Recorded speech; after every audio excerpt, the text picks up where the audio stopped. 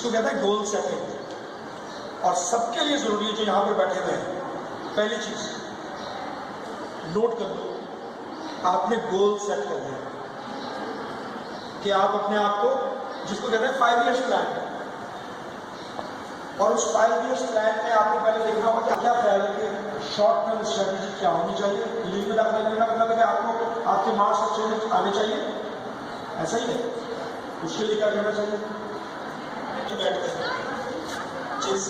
Practice Y and how, क्यों CSS में appear हो आप, क्यों आर्म फोर्सेस में जाने की तैयारी करें, क्यों पायलट बनने की ख्वाहिश का इजहार करें, और जो कर रहा है वो कैसे करे, वाई एंड हाउ।